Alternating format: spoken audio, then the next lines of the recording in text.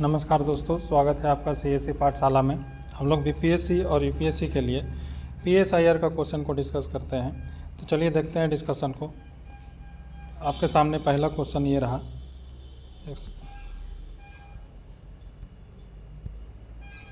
आपके सामने पहला क्वेश्चन ये है कि अगर लोग लोकतंत्र के पास नहीं आ सकते हैं, अगर लोग जो हैं वो लोकतंत्र के पास नहीं आ सकते हैं, तो हम लोग को लोकतंत्र को लोगों के दरवाजे तक ले जाना होगा।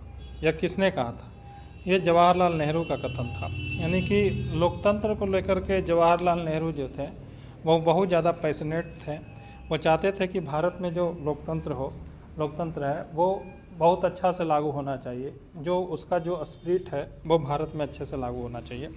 तो ये स्टेटमेंट उन्हीं का था कि अगर लोग लोकतंत्र के पास नहीं आ सकते हैं तो हम लोग को क्या करना होगा? लोकतंत्र को लोगों के दरवाजे तक ले जाना होगा। हम लोग पीएसआईआर का मेनली पेपर 1 का सेक्शन 1 क्वेश्चन, जो सेक्शन 1 के अंतर्गत जो टॉपिक है उस टॉपिक को डिस्कस कर रहे हैं। तो ये स्टेटमेंट याद रखिएगा। अगला क्वेश्चन को देखते हैं। अगला क्वेश्चन है कि बुक सब्जेक्शन ऑफ वुमेन, यह बुक किसका है? ये जेएस मिल का है। हम लोग जेएस मिल का पहले भी क्वेश्चन को बहुत ज़्यादा डिस्कस कर चुके हैं। अब ये जो बुक है याद रखिएगा, सब्जेक्शन ऑफ वुमेन, यह बुक किसका है? जेएस मिल का है। जेएस मिल के बारे में भी आपको पता है, ये चैम्पियन ऑफ क्या कहलाते हैं? Freedom of speech and expression कहलाते हैं। Freedom of speech and expression के बारे में जिक्र हमारे आर्टिकल 19 में किया गया है। आर्टिकल 19 के अंतर्गत किया गया है कि बोलने का अधिकार, यानी कि अभिव्यक्ति और बोलने और अभिव्यक्ति का अधिकार। अगला जो क्वेश्चन है वो देखते हैं। अगला क्वेश्चन है कि कम्युनिज्म के फाउंडर किसे माना जाता है? कम्युनिज्म, साम्यवाद। हम लोग आगे कार्ल मार्क्स के बारे में क्वेश्चन को डिस्कस करेंगे। फिलहाल आप याद रखिए कि कम्युनिज्म के फाउंडर किसे माना जाता है? साम्यवाद के फाउंडर किसे माना जाता है? कार्ल मार्क्स को माना जाता है। हम लोग कम्युनिज्म को बहुत अच्छा से डिस्कस करेंगे। फिलहाल आप याद रखिए, कम्युनिज्म जो है वो एक प्रकार से लिबरलिज्म का उल्टा विचारधारा है। लिबरलिज्म जो है वो कैपिटलिज्म पर फोकस करता है। लिबरलिज्म के फादर जो है वो किसे माना जाता है? कौन किसे कहा जाता है? जॉन लॉक को कहा जाता है। तो इसी प्रकार से कम्युनिज्म के जो फाउंडर हैं उसको कार्ल मार्क्स से कहा जाता है।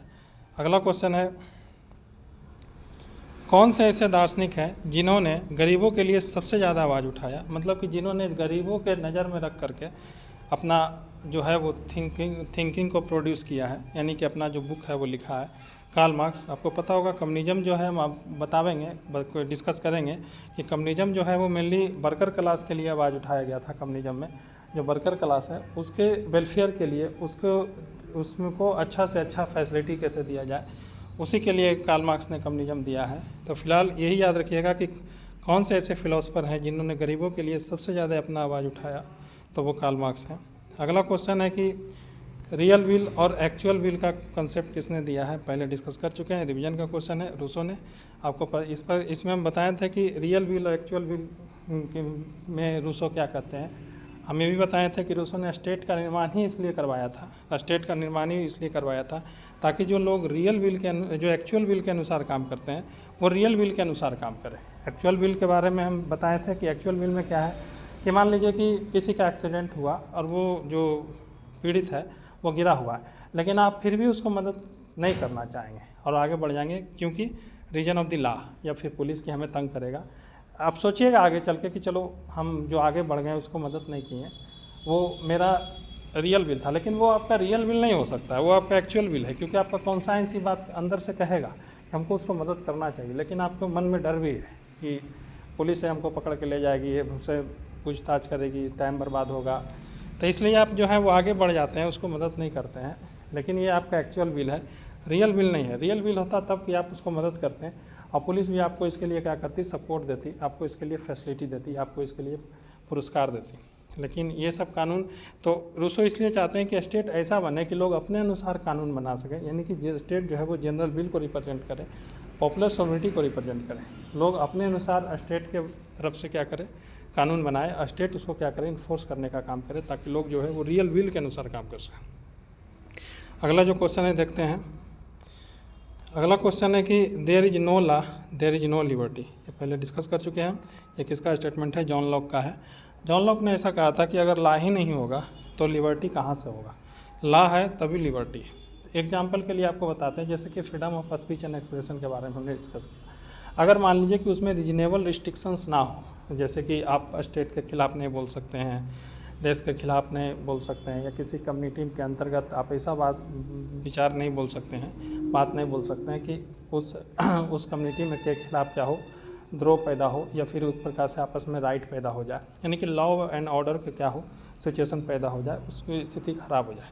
तो इसलिए अगर मान लीजिए कि अगर रीजनेबल रिस्ट्रिक्शंस है, इसलिए तो दिया गया है ना, ताकि आप अपना बोलने का अधिकार है उसमें आप रिस्ट्रिक्शंस रखें।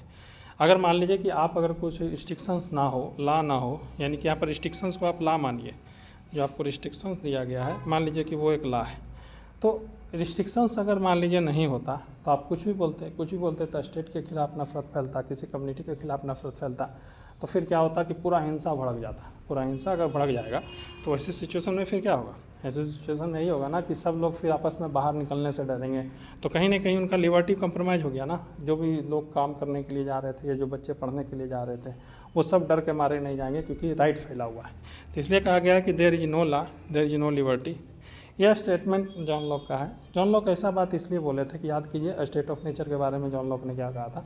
उनका बोलना था कि देखिए सब अपने रेशनल के अनुसार अपने प्रॉपर्टी को अर्जित कर रहे हैं, लेकिन सर्टेन इनकन्वीनियंस है, रेशनलिटी के आधार पर अपना जो इनलाइटन जो सेल्फ इंटरेस्ट है वो पूरा तो कर रहे हैं, लेकिन इनकन्वीनियंस क्या है कि सब अपने आप में जज है, अपने आप में विधायक है, जब अपने आप में क्या है सरकार है, यानी कि कार्यपालिका है। तो ऐसी सिचुएशन में फिर क्या है, एक प्रकार से इनकन्वीनियंस है ना। इनकन्वीनियंस कैसा है कि इनकन्वीनियंस इस तरह से आप देख सकते हैं कि अब सब अपने आप से कानून बना रहे हैं, अपने हिसाब से उसको लागू कर रहे हैं, अपने आप से उसको एडजुडिकेट करने की कोशिश कर रहे हैं। तो लॉ है कहाँ, जब ऐसी सिचुएशन में लॉ नहीं है तो इनकन्वीनियंस है। इनकन्वीनियंस है तो मान लीजिए लिबर्टी नहीं है, लिबर्टी नहीं है, आज़ादी नहीं है। इसलिए इन सारी सिचुएशन को दूर करने के लिए एक सिंगल सोर्स ऑफ क्या होना चाहिए कि लॉ मेकर होना चाहिए, एग्जीक्यूटर होना चाहिए, इसको एडजुडिकेट करने वाला होना चाहिए। तो सिंगल सोर्स क्या हो, स्टेट हो, इसलिए स्टेट का निर्माण किया गया जॉन लॉक के अनुसार। जॉन लॉक के बारे में हम बताया था कि ये 2 सोशल कॉन्ट्रैक्ट साइन करवाते हैं, एक से सिविल सोसाइटी का निर्माण होता है, दूसरे से स्टेट का निर्माण होता है। तो ठीक है दोस्तों, आज के डिस्कशन में बस इतना ही है, मिलते हैं अगले डिस्कशन में, तब तक के लिए धन्यवाद।